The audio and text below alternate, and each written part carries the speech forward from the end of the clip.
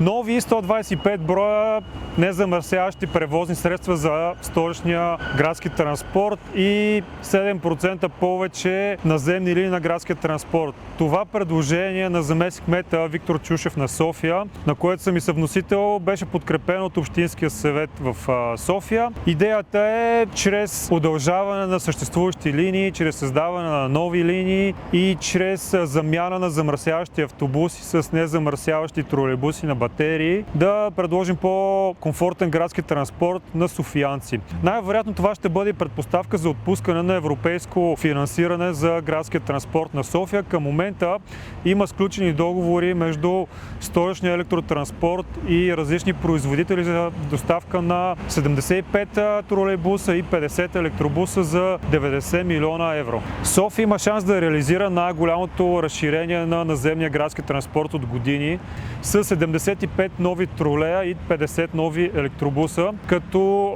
общо промените по линия са 24.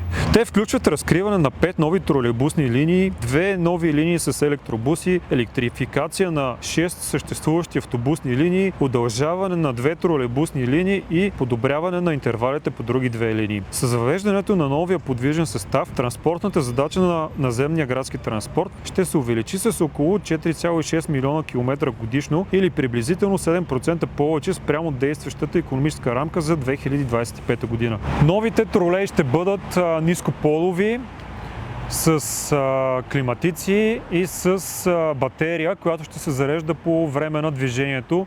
Това ще позволява те да се движат и по участъци, където няма контактна мрежа, като конкретен пример е тролей 11, който в момента върти тук на Сточна гара, но ще може да стига чак до Орландовци, да обикара целия квартал, защото там няма изградени жици, но пък новите тролеи ще позволяват пробег от 15 км на батерия.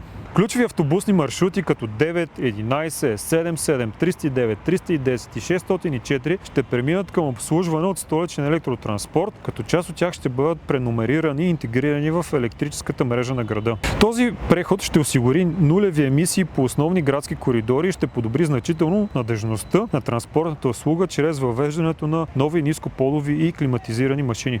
Разкриват се изцяло нови връзки като тролейбусна линия 12 между Люлин и Гоце Делчев и линия 15 от Надежда до Младост 2, с което се осигурява по-директен достъп до метрото и административните зони на София. Инвестицията в новия електрически подвижен състав е значителна. Планира се доставка на 40 съчленени тролейбуса, които са 18 метрови, за около 35 милиона евро, 35 стандартни тролейбуса 12 метра за около 23 милиона евро и 50 електробуса с бързо зареждане, като 35 ще са 12 метрови, 15 ще са съчленени за около 35 милиона евро. Включително изграждане на 16 нови зарядни станции за тях. Общата инвестиция е над 90 милиона евро, като тя е ключова за модернизирането и разширяването на електрическия градски транспорт в София. Времето за доставка, защото договори вече са сключени, остава само финансиране, е може би между половин година и година нещо, в зависимост от превозните средства.